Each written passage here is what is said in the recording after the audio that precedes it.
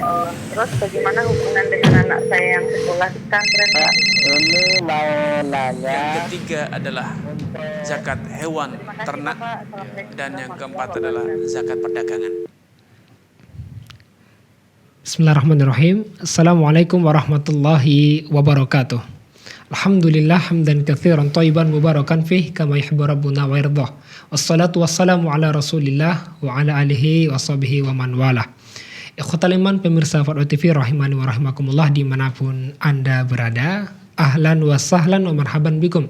Selamat datang kembali kita berjumpa. Alhamdulillah senang sekali rasanya bisa kembalinya menyapa Anda semua dalam acara live interaktif Fatwa TV dengan tema Bekal Muslim, Fikih, Jual Beli dan Muamalah Kontemporer lainnya bersama guru kita Al-Ustadz Dr. Muhammad Arifin Badri M.A. Hafizahullahu Ta'ala. Salam dan salam semoga tercurahkan kepada Nabi kita yang mulia, Rasul tercinta Nabi Muhammad sallallahu alaihi wasallam, juga kepada keluarga beliau, para sahabat beliau serta orang-orang yang istiqomah di atas sunnah beliau hingga akhir zaman. Allahumma shalli ala Muhammad wa ala ali Muhammad.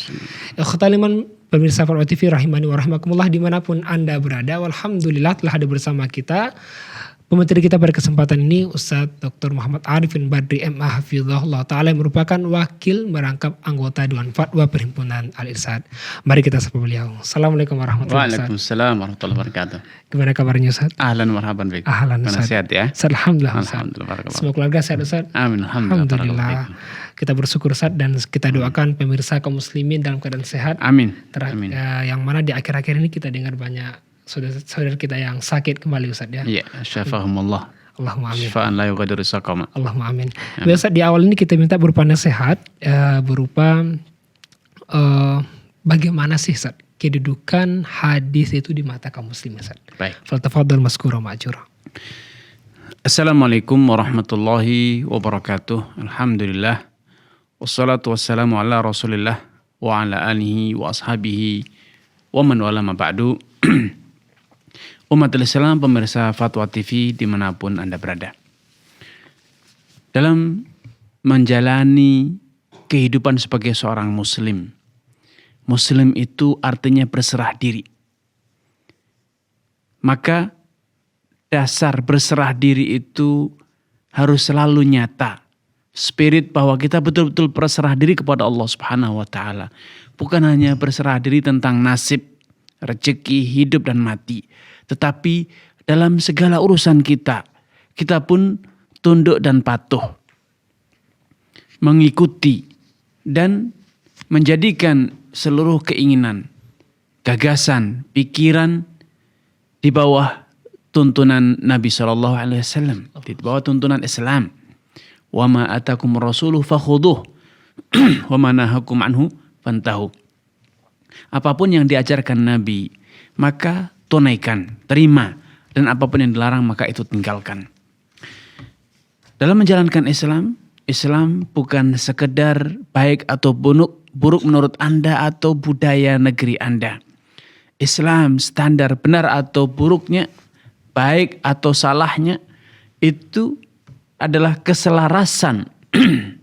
Apa yang kita yakini, apa yang kita amalkan, apa yang kita dakwahkan dengan tuntunan Nabi Shallallahu Alaihi Wasallam.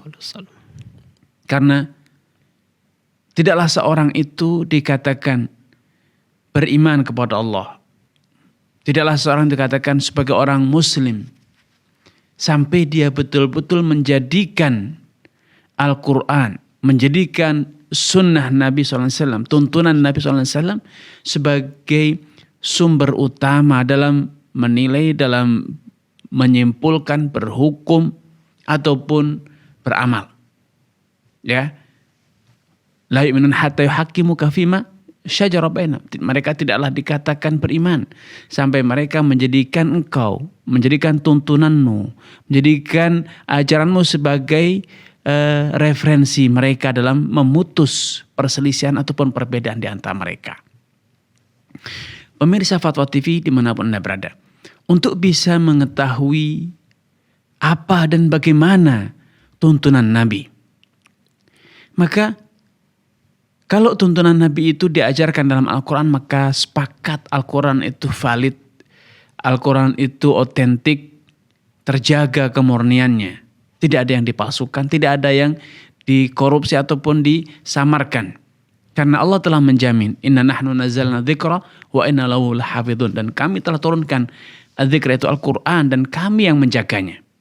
Karena itu Al-Qur'an terjaga sejak diturunkan hingga akhir zaman kelak. Anda tidak perlu khawatir. Allah yang menjaga Al-Qur'an. Allah akan kerahkan hamba-hambanya yang Allah pilih untuk menjaga kemurnian Al-Qur'an, baik narasinya, redaksinya, ataupun penafsirannya, kandungan maknanya, tidak akan ada yang luput. Demikian pula as-sunnah, sunnah Nabi SAW, walaupun banyak kalangan yang berusaha mengotori sunnah Nabi SAW, sebagaimana mereka juga berusaha mengotori Al-Quran dengan penafsiran-penafsiran, dengan takwil-takwil yang mereka rekayasa tanpa dasar yang jelas. Tetapi tetap saja di tengah umat ada ulama-ulama yang berjuang. Mereka telah mencurahkan segala daya dan upaya mereka untuk menjaga kemurnian Al-Quran secara teksnya, narasinya, redaksinya, ataupun penafsirannya. Sebagaimana hadis Nabi SAW pun demikian. Allah pilih dari umatnya, dari hamba-hambanya, orang-orang yang menjaga keautentikan hadis-hadis Nabi SAW. Sehingga hadis-hadis Nabi terbukukan. Hadis-hadis Nabi SAW terkaji, terdipelajari dengan baik. Para ulama telah merumuskan metodologi dan tata cara bagaimana memverifikasi, memastikan validasi atau memvalidasi hadis Nabi SAW apakah valid atau itu telah terkontaminasi dengan misalnya kelemahan orang atau sebagian orang dalam menghafal, dari kesengajaan orang dalam menyusupkan atau menyisipkan sebagian narasi dalam Al-Quran atau yang dikenal dengan al-wadda'un, oknum-oknum yang dengan sengaja menyisipkan atau bahkan memalsukan hadis Nabi SAW. Namun semua itu berhasil dibuktikan, berhasil diungkap oleh para ulama. Karena Rasulullah SAW telah memberikan kabar, informasi bahwa akan ada di tengah-tengah umat ini golongan atau sekelompok masyarakat, sekelompok umat Islam yang Allah pilih mereka. Zahirina alal haq. Dan mereka itu bukan sekedar dipilih untuk menjadi ulama, tapi mereka dipilih untuk apa? Menegakkan, menyuarakan, mensosialisasikan kebenaran. La yadurruhum man khadalahum. Apapun ulah orang di sekitar mereka, apapun trik, strategi, dan rencana makar, tipu daya yang mereka buat, dibuat oleh orang-orang di sekitar mereka, tidak dapat menyurutkan spirit dan semangat mereka untuk menyuarakan kebenaran, mengajarkan sunnah Nabi SAW. Lihatlah bagaimana dalam sejarah periwayatan hadis, para ulama begitu jeli dan begitu tajam analisa mereka, sehingga mereka selalu berhasil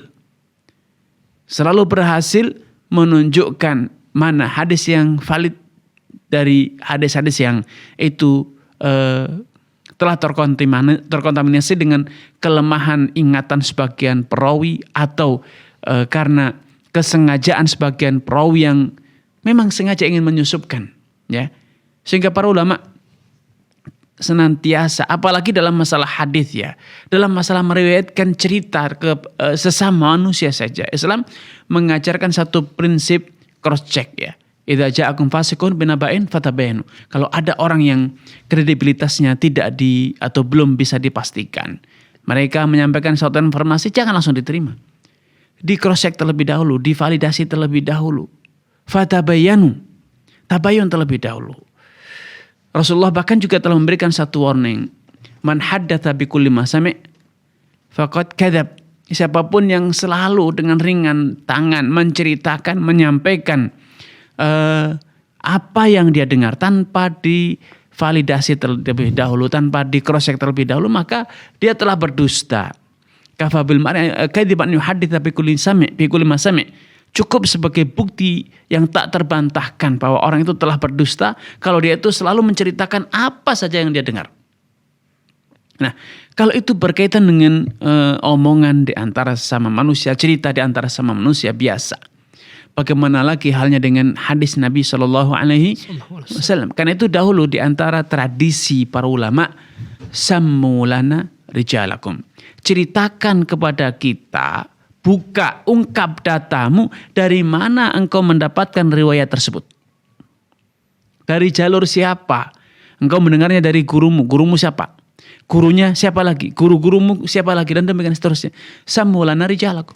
Sehingga tidaklah ada satu hadis yang sampai atau disampaikan beredar dari masyarakat kecuali di tengah para ulama, di tengah-tengah para ahlul ilm sudah ada orang-orang yang membicarakan, mengkritisi, mengkaji hadis tersebut. Minimal perawinya, orang yang meriwayatkan hadis tersebut. Nah, kalau ada suatu hadis yang diriwayatkan dari jalur yang tidak jelas atau yang disebut dengan majhul, orang yang tidak dikenal kredibilitas, maka itu akan ditolak. Apalagi bila bukan majhul, tetapi dikenal dengan hafalan yang lemah, dikenal dengan sering terjadi pemutarbalikan perawi atau pencampur aduan antara satu riwayat dengan riwayat lain, maka ini sudah bisa dipastikan hadis-hadis tersebut akan tertolak. Karena itu para ulama memiliki metode yang lengkap, yang sangat bagus untuk memverifikasi hadis. Sudah saatnya kaum muslimin meneruskan tongkat estafet ini, mempelajari dan memahami metodologi dalam kritik terhadap sanad, jalur periwayatan hadis ataupun kritik terhadap sanad hadis, matan hadis, yaitu narasi hadis, redaksi hadis. Karena kevalidan suatu hadis dapat dibuktikan melalui jalur sanadnya, selalu diriwayatkan atau diriwayatkan oleh perawi-rawi yang valid, yang sahih, yang hafalannya kuat, kredibilitasnya tinggi, dan juga bisa dikenali melalui kajian terhadap matanya, redaksi hadisnya. Karena para ulama, karena mereka sudah terbiasa ya hidupnya berpuluh-puluh tahun mempelajari hadis Nabi, sehingga mereka sudah memiliki sense, memiliki rasa atau feeling yang dengannya mereka bisa mengidentifikasi narasi hadis itu valid ataupun tidak. Allah Ta'ala. Masya Allah saja, jazakallah khairan. Seakan bersama Ustaz Sofyan kita di sana. Masya Allah. Alhamdulillah. Beliau ahlinya itu. Ahlinya, Masya Allah. Namun Ustaz di bidang fikih tetap bisa mengerjakan hadis, Masya Allah. Itu memang belajar Ustaz. Itu hanya sedikit saja. Sedikit saja saja. Alhamdulillah. Makanya para pemirsa ingin lebih dalam lagi sama Ustaz Sofyan Baswedan dan Ustaz MH Hasanatullah. Dan saat ini kita ada yang baru Ustaz ya. Ustaz Haikal. Haikal, Masya Allah. Di bidang hadis. Jadi di Dewan Fatwa ini dikumpulkan ustadz-ustadz yang punya fan ilmu masing-masing saja. Betul. Alhamdulillah. Jazakallah khair atas nasihatnya, dan juga menunjukkan sumber dasar kita dalam Islam ini Al-Quran dan hadis sangat kuat Ustaz ya. Betul. Dan tidak sembarangan gitu. Tidak sembarang suatu hukum itu ditetapkan sampai dipastikan kevalidan datanya terlebih dahulu. Iya. Masyaallah, alhamdulillah. Dalam pepatah dikatakan athbitil arsh tsumangkush. Kalau kamu ingin membangun, tegakkan dulu pondasinya, baru bangunnya. Jangan kalau pondasinya sudah rapuh, ingin dibangun, maka yang terjadi adalah ya bangunan yang roboh. Gitu. Baik, barakallahu fiik. Jazakallah khairan. Para pemirsa Farok TV dimanapun Anda berada, kita informasikan juga live interaktif kita kali ini juga direlay oleh radio yang tergabung di RTVC. Di antaranya Radio Bimbas Yogyakarta, Radio Sahabat Tegal Jawa Tengah, Radio MDFM Probolinggo, kemudian Radio Amuba Pangkal Pinang, Radio Sago FM Sumatera Barat, Radio Gema FM Bontang, kemudian Radio Albina AM Bekasi, Radio Tuah FM Riau, Radio Bedinah Caruban, dan Radio Dai Tengaran dan Mas FM Saragen. Jazakumullah khairan. Dan untuk berpartisipasi para pemirsa, para pendengar dimanapun Anda berada di 0331 544 6087 0331 544 6087. Mbak Ustaz, kita bacakan soal masuk Ustaz. Ini dari Ibu Eliza Kurnia Hafidayati di Kota Jember. Assalamualaikum Ustaz, bagaimana tata cara membuat akad investasi tanam modal agar tidak terjebak dalam riba? Baik. Barakallahu fiik wa athabakumullah kepada Ibu Kurnia ya. Semoga Allah SWT menambahkan taufik kepada ibu, keluarga, dan juga seluruh pemirsa dimanapun Anda berada.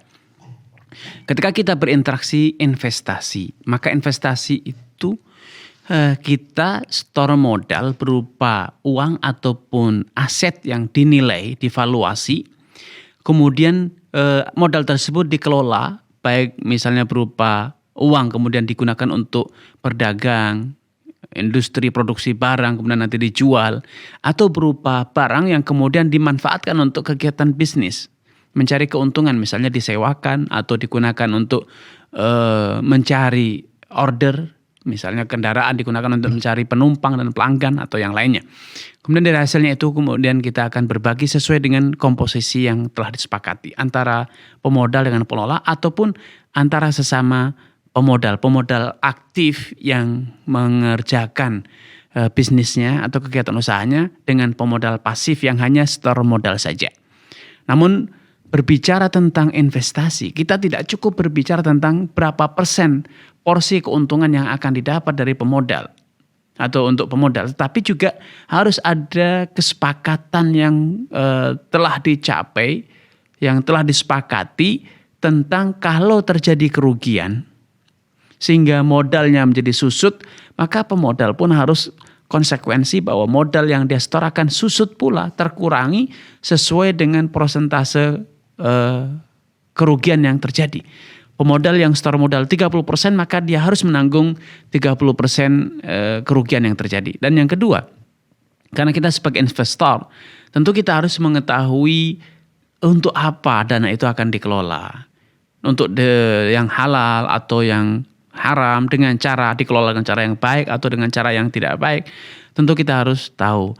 Yang ketiga, dalam kerjasama, investasi itu keuntungannya bukan sekedar profit ya, artinya SHU, sisa hasil usaha saja atau keuntungan usaha, tetapi ketika kita berinvestasi, investor itu dia memiliki hak atas saham usaha ataupun saham proyek yang dibiayai. Kalau dia store 30% dari modal usaha yang dijalankan, misalnya membuka warung kopi misalnya, maka 30% dari warung itu adalah milik investor tersebut. Sehingga dia bukan sekedar dapat hasilnya di akhir bulan, tapi juga pertambahan nilai atas warung tersebut ya. Dari tanahnya, gedungnya, kalau memang tanah dan gedung itu dibeli dengan modal investor ya. Maka dia pun ikut menikmati pertambahan nilai atas aset-aset yang ada, baik aset yang berupa bangunan, gedung, tanah, kendaraan, ataupun pertambahan nilai atas identitas bisnis, nama perusahaan atau nama unit usaha. Kalau itu sudah ada izin usahanya, maka tentu itu bisa diperjualbelikan. Wallahu ta'ala. Ustaz barakallahu fikum, jazakallahu khairan atas jawaban penjelasannya. Demikian yang bertanya semoga bisa dipahami. Berikutnya kita coba sapa penelpon dari Bekasi, Ibu Titin. Assalamualaikum Fatwa TV. Waalaikumsalam warahmatullahi wabarakatuh, Pak Ustadz. Ya, silakan Ibu. Pak Ustadz, ini mohon maaf pada titipan pertanyaan. Ya. Kalau seseorang meminjam uang, Pak Ustadz, itu kalau menurut saya cukup banyak, 50 juta, kemudian udah 10 tahun tidak mau, nggak bayar-bayar lah gitu, Pak Ustadz. Apakah bisa disesuaikan dengan harga emas waktu taruhlah harganya 400 1 gram, sekarang udah 800, Pak Ustadz. Kemudian itu yang satu, Pak Ustadz. Ada dua, yang satunya lagi ini berbeda juga orangnya, Pak Ustadz. Dia punya utang, sebetulnya dia masih karyawati, mampu bayar, Pak Ustadz, karena statusnya pegawai BUMN. Tapi kalau ditagih cuma iya nanti saya bayar, nggak bayar, itu mesti lebih ngotot lagi atau mestinya bagaimana secara hukum Islamnya, Pak Ustadz? Baik, Ibu. Matur nuwun, Pak Ustadz. Ya, mari, Ibu. Assalamualaikum warahmatullahi wabarakatuh. Assalamualaikum. Barakallahu fiikum wa atabakumullah kepada Ibu Titin di Bekasi ya. Semoga Allah SWT menampakkan taufik kepada Ibu, keluarga dan juga seluruh pemirsa Fatwa TV dan penyimak dimanapun Anda berada. Kalau orang sudah berhutang dan dia dalam kondisi tidak mampu membayar, karena memang dia pailit atau usahanya gagal atau dia miskin, maka memang kewajiban yang memberi hutang itu untuk memberi tangguh. Wa in kana dzu usratin fa nadhiratun ila maisarah. Kalau memang yang berhutang itu dalam kondisi kesulitan, dia memang wajib untuk diberi tangguh sampai dia mampu melunasi. Namun kalau faktanya dia itu mampu, bisa jadi punya penghasilan atau punya aset yang bisa dicairkan, bisa dijual untuk melunasi hutang tersebut, namun sengaja aset ini sayang, ini penuh dengan kenangan, aset ini dan itu, ada saja alasan. Padahal dia bisa jual itu untuk melunasi utang. Maka berarti dia itu zalim. Matlul ghani zulmun. Penundaan orang yang mampu melunasi itu adalah bentuk kezaliman. Yuhillu irdahu uqubatah. Yang menjadikan dia halal untuk dihukumi, dipenjarakan, dilaporkan ke aparat, digugat misalnya. Atau kalau dalam negara Islam dia boleh dicambuk agar ada efek jerah sehingga dia tidak menunda-nunda hak orang lain.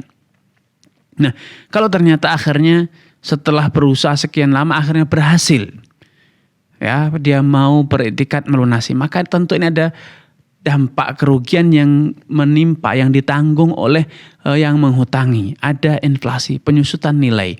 Maka ketika terjadi penyusutan nilai semacam ini, boleh terjadi ruang kompromi.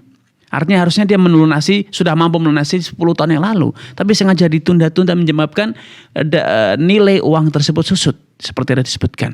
Maka kalau seperti ini boleh ditempuh ya sulh, damai dengan ada konversi berapa konversi hutangnya hari ini. Agar tidak yang menghutangi yang tadi berniat baik tidak menanggung kerugian lebih besar. Untuk pertanyaan yang kedua, orang yang betul-betul sudah mampu namun sengaja menunda-menunda, maka tagihlah walaupun dengan cara-cara yang mungkin sedikit keras ya. Suatu hari datang seorang Arabi Badui kepada Nabi sallallahu alaihi wasallam dan menagih dengan cara-cara yang kasar. Maka Arabi tadi Badui tersebut bahkan sampai menarik selendang Nabi atau bajunya Nabi sehingga menyebabkan leher beliau membekas menjadi merah karena gesekan kain dengan cara kasar tersebut. Para sahabat pun geram melihat perilaku kasar Badui tersebut. Namun Nabi SAW mengatakan, da'uh, biarkan dia. Fa inna li sahibil haqqi maqalan. Karena orang yang punya hak itu, orang yang punya hak yang tertangguhkan itu, punya hak untuk menuntut. Ya. Punya hak untuk menuntut. Walaupun cara ini tidak baik. Tetapi dia berhak untuk menuntut. Nah kalau dituntut dengan baik, dengan cara yang santun tidak bisa atau tidak kooperatif, maka boleh ditagih dengan cara yang sedikit keras. Dengan dihardik, digertak misalnya, atau diancam dengan dilaporkan ke aparat, digugat, atau misalnya dengan sedikit bahasa yang membawa kesan menakutkan misalnya. Kalau tidak akan saya sita, nanti akan saya ambil barangnya untuk sebagai ganti ruginya, konversinya dan seterusnya. Walaupun belum tentu dieksekusi, tapi dengan sedikit bahasa yang lebih keras itu dibenarkan.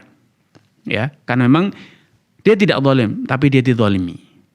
Dia penundaan orang yang mampu. Apalagi dia sebetulnya tadi punya penghasilan yang cukup ya untuk melunasi hutang. Nah itu saran saya untuk menutup celah-celah semacam ini ketika memang menghutangi dan khawatir yang berhutang itu akan tidak kooperatif, akan lebih baik bila kemudian ibu itu ketika menghutangi minta jaminan berupa barang sehingga ketika wan prestasi menunda tidak sengaja tidak membayar semacam itu, maka barang jaminan ini bisa dilelang, dijual dan dicairkan sehingga bisa digunakan untuk melunasi tagihannya. Wallahu ta'ala. Ustaz, terima kasih barakallahu fiik. Jazakallahu khair atas jawaban penjelasannya. Demikian yang bertanya semoga bisa dipahami. Berikutnya dari Pak Kadan di Cianjur, kita coba sapa. Assalamualaikum Fatwa TV. Waalaikumsalam warahmatullahi wabarakatuh. Ya, silakan Bapak Kadan. Assalamualaikum Pak Ustadz. Waalaikumsalam warahmatullahi wabarakatuh. Silakan Pak. Ya, mohon bimbingannya Ustadz. Saya ini orang yang sangat awam tentang muamalah ini Ustadz. Mohon bimbingan. Ya.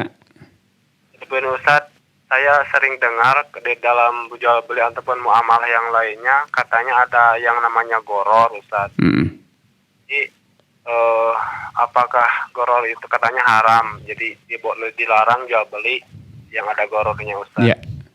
Yang saya tanyakan, kalau misalkan ada seseorang mempunyai sawah kemudian diserap oleh orang lain, nanti hasilnya itu dipersentasekan di antara si penggarap dengan pemilik. Ya.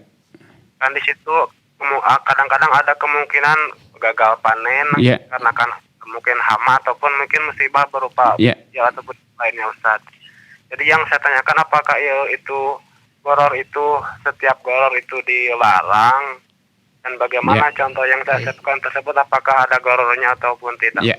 Baik Pak.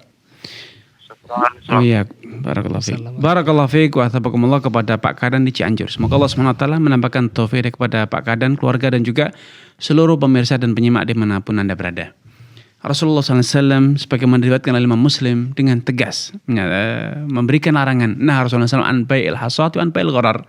Nabi itu melarang jual beli dengan media bantuan kerikil, yaitu misalnya barang apapun yang engkau lempar dan terkena maka itu milikmu menjadi milikmu dengan seharga 100.000.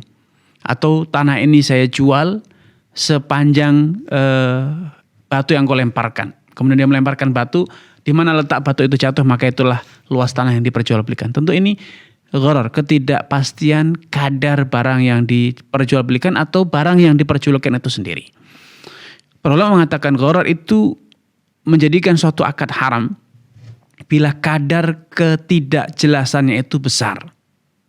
Ya, seperti tadi digambarkan, lemparlah dengan batu ini, dengan karet ini, dengan tembakan ini atau bola ini, dengan panah ini, barang apapun yang berhasil engkau jatuhkan, engkau lempar, maka itu akan menjadi milikmu dengan harga sekian rupiah. Maka ini gharar ya, karena bisa jadi ketika dilempar tidak dapat apa-apa atau mendapatkan barang yang murah.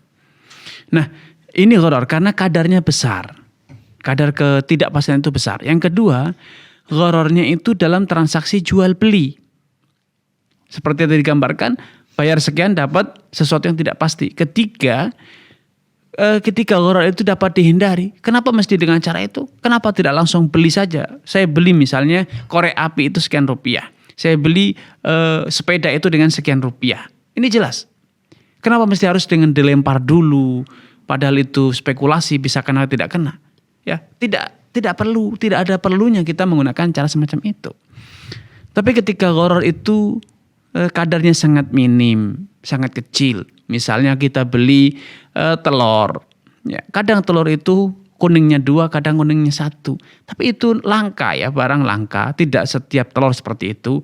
Mayoritas telur itu kuningnya 1. Maka ini diabaikan ya. Karena kalau kita mengakomodir hal yang semacam ini tidak mungkin terjadi transaksi lagi. Yang kedua, gharar ketika terjadi atau sesuatu yang tidak bisa dihindari. Seperti orang datang ke toilet umum, ya, buang air kecil 2.000, kalau mandi 10.000 atau 5.000 misalnya. Berapa air yang digunakan gharar? Tapi itu barang yang sepele ya, kurang lebih lah. Orang mandi ya kurang lebih air sekian liter. Orang bersuci dari buang air kecil ya paling sekian liter. Rata-rata. Maka semacam ini tidak masalah ya. Nah, dalam kerjasama yang Bapak sampaikan tadi yang namanya muzara'ah atau musaqah, menggarap ladang ditanami padi atau mengelola sawit di panennya dibagi 2 sesuai dengan persentase yang disepakati, ini bukan gharar. Ini kerjasama ya, dan itu halal hukumnya selama ada kesepakatan di awal berapa persentase bagian masing-masing. Wallahu ta'ala. Ustaz barakallahu fiik, jazakallahu khair atas jawaban penjelasannya. Demikian Bapak Kadan yang bertanya di Cianjur, semoga bisa dipahami.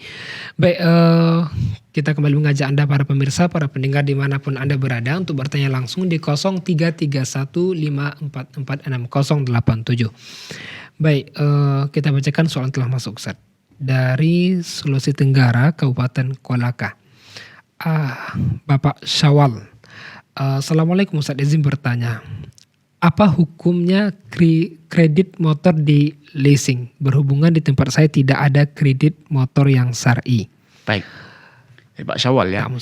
Barakallahu fiik wa atabakumullah kepada Pak Syawal. Semoga Allah SWT menambahkan taufik kepada Anda, keluarga dan juga seluruh pemirsa dimanapun Anda berada. Kredit yang banyak di masyarakat berupa kredit motor, baik motor bekas, motor baru, otomotif atau elektronik. Seringkali mayoritasnya adalah kredit yang berbasis bunga. Alias nilai dasar motornya misalnya 15 juta, ketika dikreditkan melalui leasing menjadi 20 juta dicicil dalam sekian waktu. Bisa 3 tahun, 5 tahun. Nah ini kredit yang haram. Kenapa? Karena ketika dikreditkan, pihak penyandang dana leasing dalam ini tidak memiliki aset, dia hanya punya uang. Tapi kalau ada saudara Anda yang membelikan ini, saya belikan motor nih saya punya motor, saya jual kepada Anda senilai 20 juta, Anda bayar secara kredit selama 5 tahun, maka ini boleh. Karena memang kredit kan ketika menjalin akad kredit dalam kondisi punya barang, saya jual kepada Anda dengan pembayaran berjangka. Dan sebagai solusi kedua, kalau memang tidak mendapatkan orang yang semacam ini, ya Anda lebih baik menabung agar bisa membeli motor yang Anda butuhkan, baik itu motor bekas ataupun motor baru, secara tunai tanpa perlu menggunakan perusahaan-perusahaan leasing. Wallahu ta'ala. Ustaz, barakallahu fiik, jazakallah khair atas jawaban penjelasannya. Demikian yang bertanya, semoga bisa dipahami. Berikutnya dari Ibu Nafira Lia Az-Zahra dari Kabupaten Banyumas, Jawa Tengah. Izin bertanya Ustaz, assalamualaikum, mengenai fatwa terkait jual beli yang dilakukan tanpa mempunyai hak kepemilikan, hanya mempunyai nilai saja. Baik, dari Ibu Nafira ya. Nah, Ustaz. Baik, barakallahu fiik wa athabakumullah kepada Ibu Nafira. Semoga Allah SWT menambahkan taufik kepada Anda, keluarga dan juga seluruh pemirsa dan penyimak dimanapun Anda berada. Dalam Islam yang dinamakan harta itu adalah segala sesuatu yang berguna dan bermanfaat. Baik itu benda yang memiliki wujud fisiknya seperti rumah, tanah, kendaraan, buku, bahan makanan, ataupun hal-hal yang bermanfaat dan berguna namun tidak ada fisiknya, seperti gagasan, ide bisnis, desain grafis, atau misalnya hak paten. Maka dalam Islam seperti ini boleh, karena itu sesuatu yang berguna dan bermanfaat walaupun tidak ada fisiknya. Ya, maka itu boleh. Sebagaimana skill orang, tenaga orang itu tidak ada wujudnya, tapi ada hasilnya. Wujud skill itu apa? Tidak ada. Tetapi dengan skill itu kita bisa menghasilkan sesuatu. Sesuatu itu bukan skill kita, itu adalah hasil dari adanya skill. Ketika kita menjual skill kita, tenaga kita, kepiawaian kita dalam mengolah, mengerjakan sesuatu, itu boleh. Maka demikian pula hal-hal yang tadi bermanfaat seperti desain grafis, aplikasi, dan yang sejenis, maka itu juga boleh selama kita menjualnya kepada orang yang akan memanfaatkannya untuk kepentingan yang halal. Wallahu ta'ala. Terima kasih, barakallahu fikum, jazakallah khairan atas jawaban penjelasannya. Demikian yang bertanya, semoga bisa dipahami. Kita coba sapa penelpon berikutnya dari Bekasi. Assalamualaikum Fatwa TV. Waalaikumsalam warahmatullahi wabarakatuh. Silakan Bapak. Ya, assalamualaikum Ustaz. Waalaikumsalam warahmatullahi wabarakatuh. Silakan Pak Ferry. Anak mau bertanya Ustaz. Ya. Anak kan bekerja di perusahaan punya saudara.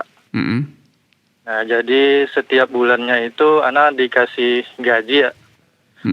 Nah, di selip gaji itu, di setiap gaji anak itu disisihkan yang namanya buat keponakan. Nah, di slip gaji itu dituliskan tulisannya buat ponakan gitu. Yang saya mau tanyakan, itu hukumnya bagaimana ya Ustaz? Baik. Apabila uang itu saya gunakan selain buat anak saya. Nah, anak saya ini masih kecil-kecil Ustaz, masih sekitar umur 3 tahunan. Baik Bapak. Ya. Sudah cukup Pak?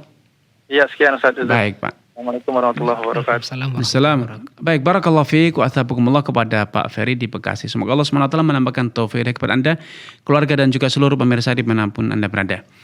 Ketika di slip gaji ada narasi untuk keponakan, itu berarti saudara Anda itu memberi sedekah atau hibah ya kepada Anda. Hibahnya itu kepada Anda untuk apa? Untuk mensupport agar Anda bisa mensejahterakan, bisa mencukupi kebutuhan keponakan. Sehingga untuk memenuhi kebutuhan keponakan itu bisa jadi dibelikan susu, dibelikan kebutuhan pakaian atau yang lainnya, atau Anda untuk investasi mempersiapkan agar ketika nanti keponakan atau putra-putri Anda itu sudah mulai dewasa, mereka sudah mendapatkan fasilitas yang mereka butuhkan, berupa pendidikan, berupa mungkin motor kalau memang mereka butuh motor, atau bisa untuk Anda tabungkan sehingga ketika mereka dewasa Anda sudah memiliki rumah sendiri yang nyaman untuk Anda huni beserta keluarga Anda.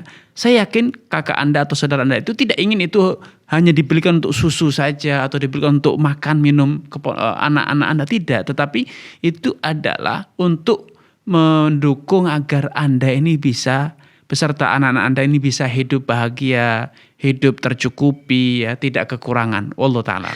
Masya Allah, berarti tetap dibutuhkan untuk kebutuhan anak-anak beliau, Ustaz, ya? Ya, itu memang prioritas, tapi bukan berarti saklek seperti itu, kaku tidak ya. Tidak, tapi untuk bagaimana keluarga ini bisa mandiri, bisa berkecukupan, hidup layak seperti Masya Allah, itu. jazakallah khair, Ustaz. Ya, Barakallahu fiik. Demikian yang bertanya, semoga bisa dipahami Pak Ferry di Bekasi. Baik, kita coba sapa penelpon yang telah terhubung, Ustaz. Assalamualaikum Fatwa TV.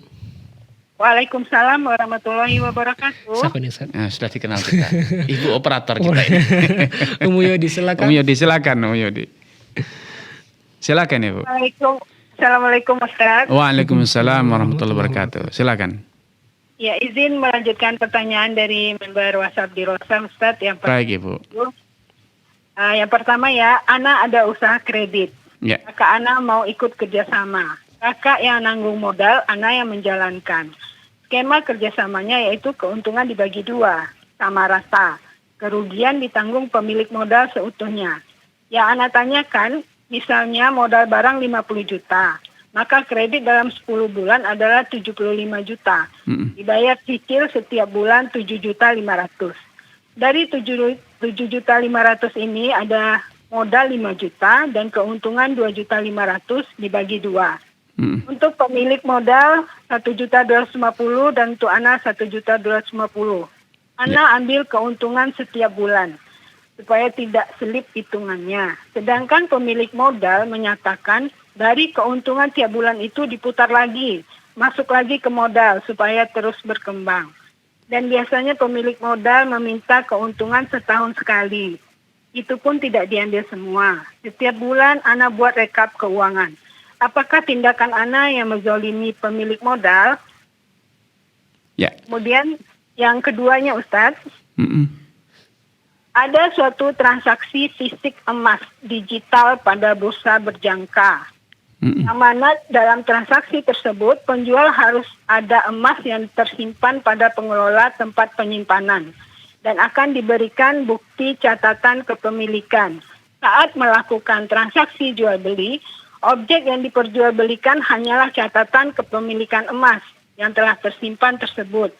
Ketika transaksi telah selesai, maka penjual mendapatkan sejumlah dana dari pembeli dan pembeli mendapatkan catatan kepemilikan emas yang telah berubah menjadi atas nama dia. Dan ketika si pemilik emas ingin memiliki fisik emasnya, maka ada biaya cetak emas. Bagaimana transaksi tersebut dalam Islam?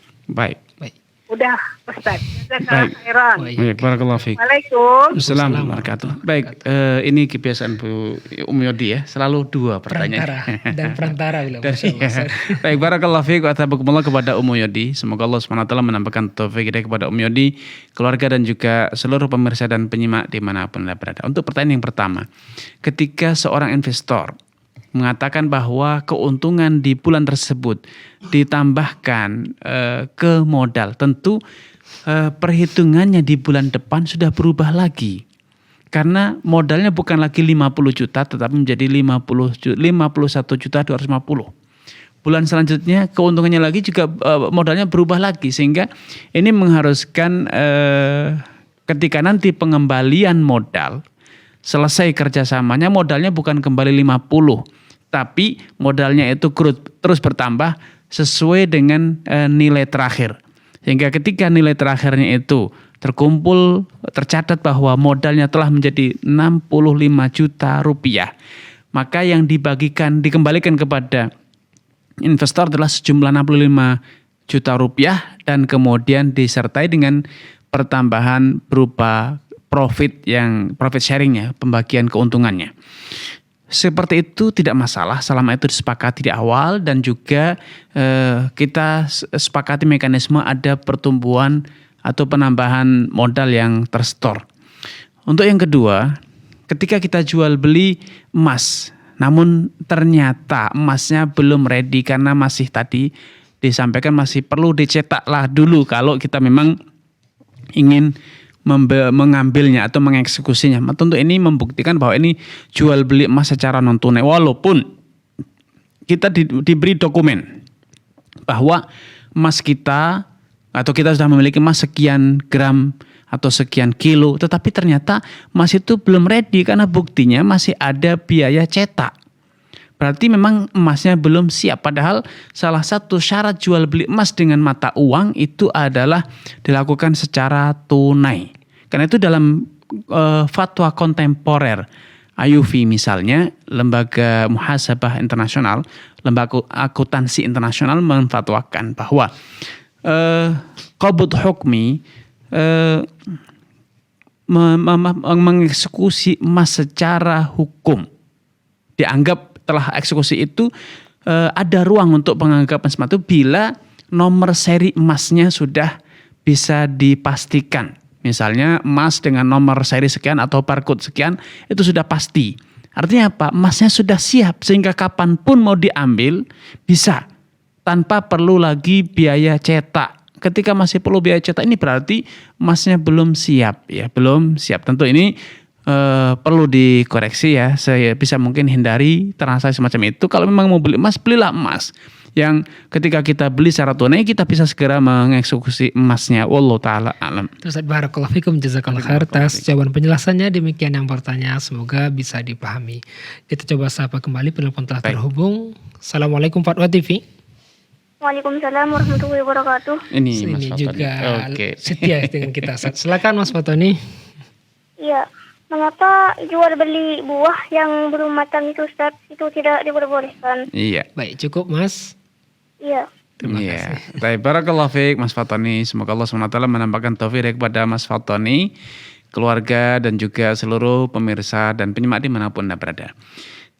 Kalau jual beli buah yang belum matang, belum tua atau belum masak dengan cara langsung dipetik, sehingga memang transaksinya jual beli mangga muda untuk dijadikan rujak, atau misalnya jual beli jagung yang masih muda untuk langsung dipetik ya, beserta batangnya, jagung mudanya untuk jadikan pakan ternak, maka itu tidak masalah.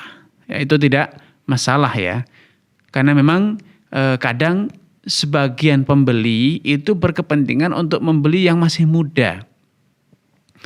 Asalkan tadi catatannya setelah transaksi langsung terjadi serah terima, langsung dipetik.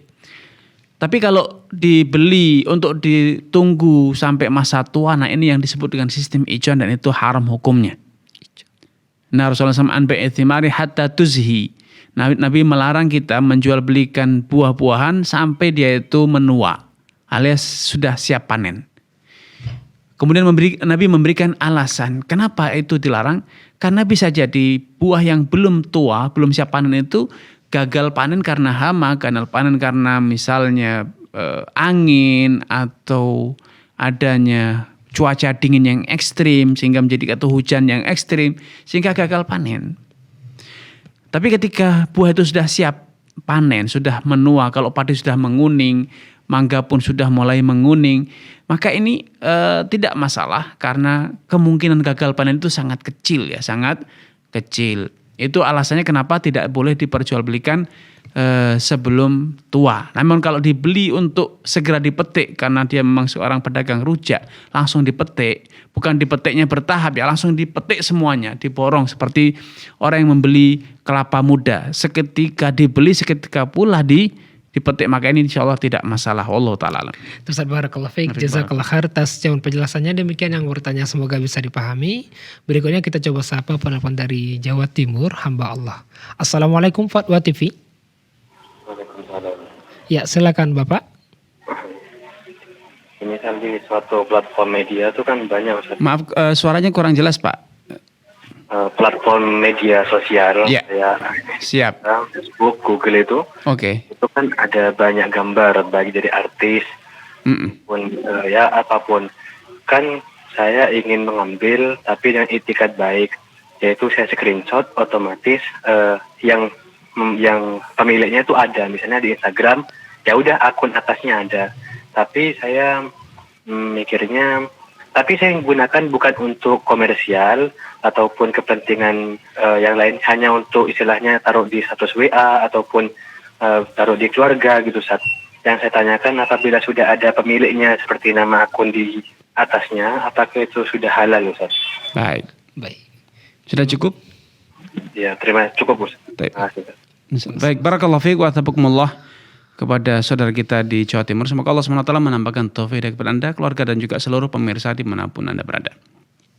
Kalau di akun media sosial, seringkali kita memiliki akses untuk berinteraksi langsung ya. Bisa berkirim pesan chat kepada dia di kolom komentar atau bisa jadi di Japri ya, sehingga kita minta izin untuk menggunakan sebagian kontennya. Kalau itu memang dia tidak memberikan deklarasi bahwa kontennya boleh dipakai oleh siapapun. Tapi sebagian orang memang bahkan sengaja memberikan izin, sudah mendeklarasikan silahkan kontennya itu digunakan tanpa diedit ya.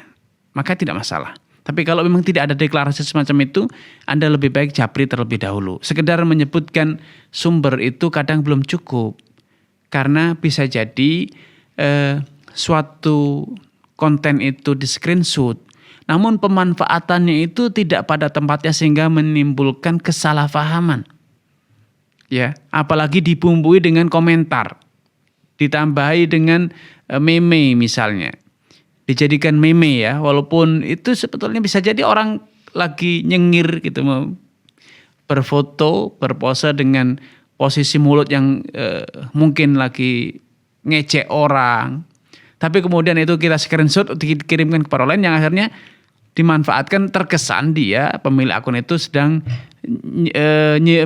nyindir atau sedang mengejek yang menerima foto itu. Tentu ini bisa menimbulkan permasalahan ya, atau penyalahgunaan. Tentu meminta izin itu akan lebih baik. Wallahu ta'ala. Barakallahu fiik, jazakallahu khair atas jawaban penjelasannya. Demikian yang bertanya, semoga bisa dipahami. Kembali kami mengajak Anda semua para pemirsa, para pendengar untuk bertanya langsung di waktu yang tersisa di 033154460087. Baik, soal berikutnya Ustaz dari saudara Muhammad Bimo di Kalimantan Timur. Assalamualaikum Ustaz, izin bertanya, bagaimana hukumnya berjualan pulsa dengan aplikasi di mana penjual melakukan pengisian saldo awal ke dompet virtual, kemudian dengan dana awal tersebut penjual bisa menjual pulsa ke konsumen. Apakah yang demikian haram? Jika haram, adakah solusi bagi kita untuk berjualan pulsa? Baik, dari Muhammad Bimo ya. Barakallahu fiik wa atabakumullah kepada saudara Muhammad Bimo di Kalimantan Timur ya. Semoga Allah SWT menambahkan taufik kepada Anda, keluarga dan juga seluruh pemirsa dan penyimak dimanapun Anda berada.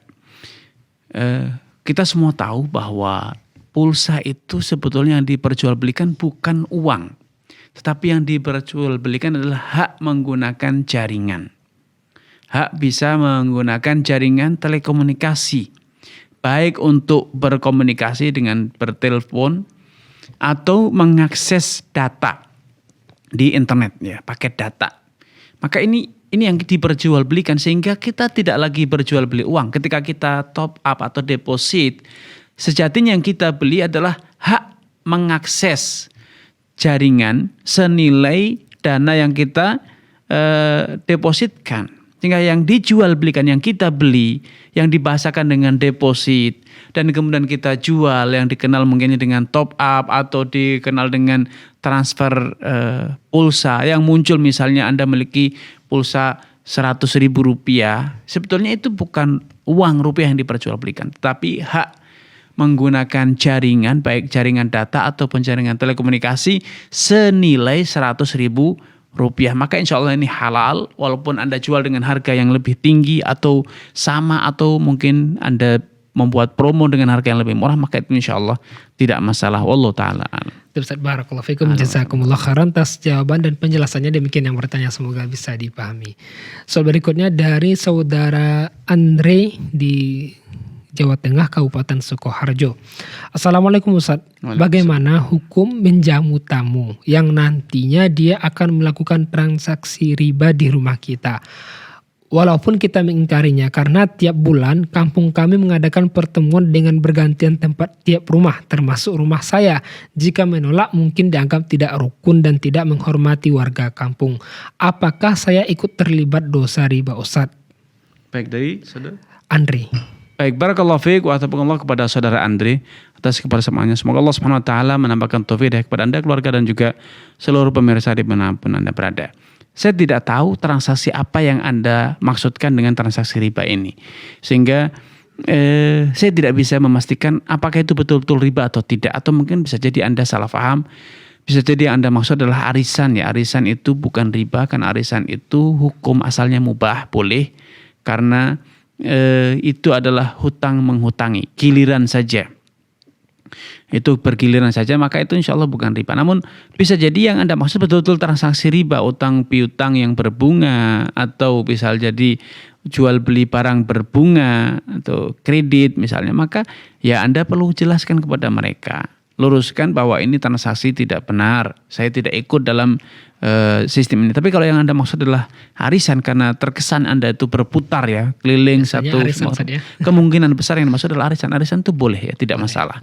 Maka tidak perlu risau, hanya saja Anda perlu memanfaatkan momentum tersebut agar masyarakat justru mendapat manfaat. Anda buat pengajian terlebih dahulu baru arisan, atau Anda menyampaikan kultum sehingga Anda bisa memanfaatkan momentum tersebut untuk hal-hal yang lebih positif. Wallahu ta'ala. Masyaallah, barakallahu fiik, jazakallahu khairan atas jawaban penjelasan ya Ustaz. Demikian yang bertanya, semoga bisa dipahami. Kita coba sapa penelpon dari Jakarta. Ya, Bapak Rahma, Abu Rahma. Assalamualaikum Fatwa TV. Waalaikumsalam warahmatullahi wabarakatuh. Silakan Ibu. Assalamualaikum Ustaz. Waalaikumsalam warahmatullahi wabarakatuh. Silakan Ibu. Ustaz, mau tanya ini loh Ustaz. Ya. Kan kita itu di rumah aja sekarang ini. Kan suka beli online. Itu kan di situ ada nanti beli satu gratis satu gitu Ustaz. Sedangkan kalau kita beli sendiri, kalau beli satu tetap harga. Tapi kalau tadi sekolah, beli satu gratis satu gitu. Itu mana Ustaz hukumnya Ustaz? Baik Ibu, sudah cukup Ibu? Sudah itu aja dulu. Baik Ibu. Baik. Jazakillah khairan. Barakallahu fiik wa tabakumullah kepada Ibu Rahma di Jakarta ya. Semoga Allah SWT menampakkan taufik hidayah kepada Ibu, keluarga dan juga seluruh pemirsa dan penyimak dimanapun Anda berada. Karena yang ditanyakan adalah berjual beli di marketplace ya, bukan di pasar tradisional atau di mall, maka kemungkinan besar prakteknya adalah Bu Rahma top up terlebih dahulu ya, menyimpan dana di dompet virtual baru bertransaksi, dan karena transaksi menggunakan dompet virtual sudah top up dulu, memiliki saldo di dompet virtual, maka Ibu mendapatkan paket murah, bisa bebas ongkos kirim, diskon, atau tadi beli satu dapat dua. Ini tentu adalah riba ya, karena itu adalah keuntungan yang didapat karena kita top up, menghutangkan, menyimpan dana kita di dompet virtual tersebut. Tapi kalau itu promo yang diberikan kepada semua pengguna, baik yang bertransaksi dengan pembayaran tunai ataupun dengan potong saldo di dompet virtual kita, semuanya sama saja, maka itu insya Allah tidak masalah, seperti yang terjadi di jual beli offline ya, di pasar atau di toko. Anda beli satu bisa dapat dua, baik bayar dengan tunai ataupun menggunakan kartu debit atau kartu yang lainnya, semuanya diberikan sama. Maka ini insya Allah tidak masalah. Wallahu ta'ala alam. Ustaz, barakallahu fikum, jazakallahu khair atas jawaban penjelasannya. Demikian yang bertanya, semoga bisa dipahami. Mungkin satu soal terakhir saja dengan insyaallah. Ini dari hamba Allah di Lampung. Ustaz izin bertanya, kami mau mengadakan peralihan kepemilikan suatu bidang tanah, namun sekarang ada peraturan agar wajib ikut program kesehatan dari pemerintah. Sedangkan kami tidak memiliki itu Ustaz. Dan sebaiknya bagaimana Ustaz? Apakah kami harus patuh pada peraturan yang saya sudah ditentukan tersebut, atau ada cara lain Ustaz? Dan bagaimana hukumnya dalam syariat Islam BPJS? Dari saudara? Hamba Allah. Dari hamba. Taib. Barakallahu fiikum wa tabakumullah kepada hamba Allah di Lampung. Ya. Semoga Allah SWT menambahkan taufik kepada Anda, keluarga, dan juga seluruh pemirsa dimanapun Anda berada. Anda tidak ada yang memaksa untuk membeli ataupun mengalihkan kepemilikan tanah ya. Kalau memang Anda tidak berkenan dengan peraturan itu, ya Anda solusi mudah, tidak usah beli tanah, tidak usah balik nama ya, karena itu tidak ada yang mewajibkan Anda untuk beli tanah kok. Tidak ada yang mewajibkan Anda untuk alih kepemilikan ya. Itu pilihan. Tapi ketika Anda betul-betul menginginkan terjadinya alih status kepemilikan, alias Anda membeli atau menjual, atau Anda mendapatkan warisan atau hibah dan Anda ingin balik nama, ya Anda cuma punya satu opsi, yaitu ikuti prosedur yang ada. Karena tidak ada cara lain, seperti halnya ketika Anda ingin pergi ke misalnya umroh, haji, hanya ada satu pilihan, Anda ngurus visa dengan berbagai macam prosedur yang dipersyaratkan oleh pemerintah kita ataupun pemerintah Saudi. Ketika Anda tidak mengikuti prosedur, ya otomatis pilihannya satu, Anda tidak umroh, selesai masalahnya. Tapi ketika Anda ingin umroh tapi tidak ingin mengikuti prosedur, ya Anda tidak akan bisa mendapatkannya. Sederhana pilihannya, ya, sehingga pilihannya Anda kembali kepada Anda. Anda mau balik nama atau tidak? Kalau memang tidak, ya sudah, tidak ada yang mewajibkan Anda, tidak ada yang mengharuskan. Tapi ketika Anda ingin balik nama, memiliki tanah, maka ya ikuti prosedur yang ada agar Anda bisa mendapatkan hak-hak Anda sebagai warga, yaitu memiliki akses untuk jual beli tanah atau balik nama kepemilikan aset. Allah Ta'ala. Ustaz, terima kasih, barakallahu fikum. Ustaz, jazakallah khairan atas jawaban penjelasannya. Demikian yang bertanya, semoga bisa dipahami dan merupakan pertanyaan penutup pada perjumpaan kita kali ini, Ustaz. Jazakallah khairan atas waktunya, atas ilmunya. Semoga bermanfaat. Sampai ketemu di pertemuan berikutnya. Demikian pemirsa dan para pendengar dimanapun Anda berada yang dapat kami sajikan pada kesempatan ini, dan terus saksikan acara live interaktif Fatwa TV setiap hari Senin hingga Jumat setiap pekannya. Dan untuk mendapatkan informasi kegiatan Dewan Fatwa Perhimpunan Al-Irsyad dan juga Fatwa TV, Anda dapat akses di website www.dewanfatwa.com.